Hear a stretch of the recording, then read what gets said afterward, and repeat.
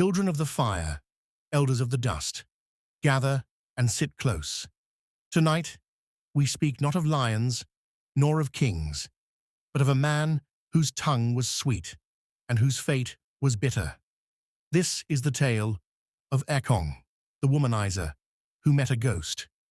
Long ago, in the land before iron tasted fire, before rivers forgot their songs, there was a village called Ndem, a place of red earth, tall grass, and stories that hung in the air like smoke.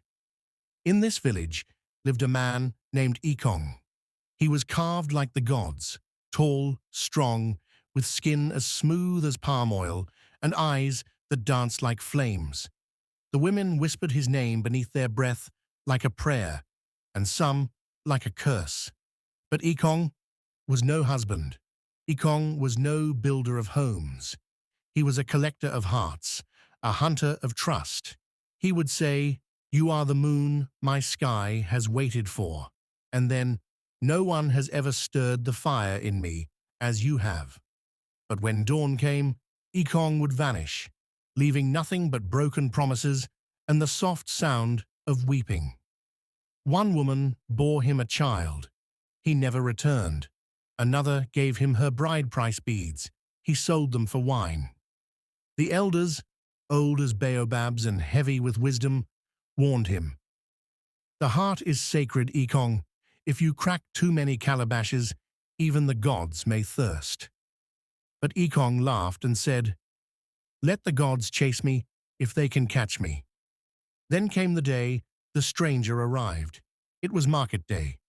Drums echoed through the trees, goats bleated, and dust rose beneath busy feet.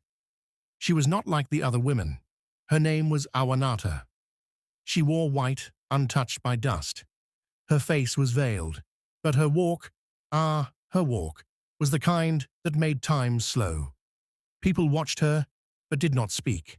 Her presence felt ancient, like a song that had been sung before the world began. Ekong saw her and smiled.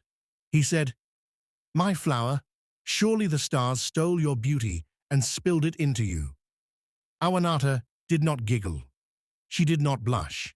She simply said, "If you think your tongue is strong, follow me. But only the brave finish what they start." She turned and walked, not toward the village, but toward the forest. Now listen well, children of the fire. No one enters the forest after dusk. That is where the spirits walk. That is where the ancestors whisper. But Ekong, proud like a peacock, followed without hesitation. Deeper and deeper they went. The birds grew quiet. The air grew cold. The path vanished. Even the trees seemed to hold their breath. Awanata walked without looking back. Ekong began to sweat. His feet grew heavy, but still, he followed. At last, they reached the old Iroko tree, tall as the sky, older than any living thing. It was said to be the doorway between the world of flesh and the world of spirits. There, Awanata turned. She removed her veil, and what Ekong saw made his blood turn to ash. Her face was not one, but many. It shimmered and changed. The eyes of Amina, the lips of Sephia, the tears of Ngozi, the scream of Halima. All the women he had wronged spoke through her face. She whispered, "I am the spirit of the betrayed, the one whose womb you filled and abandoned, the one whose dreams you stole, the one whose hope you crushed beneath your smile." From the ground, the earth cracked open, and 7 ghostly figures rose. They were the women Ekong had lied to, not as they were in life, but as spirits of sorrow. They sang no song. They danced no dance. They wept. "You hunted hearts like game, Ekong," they said. "Now your own heart will be hunted."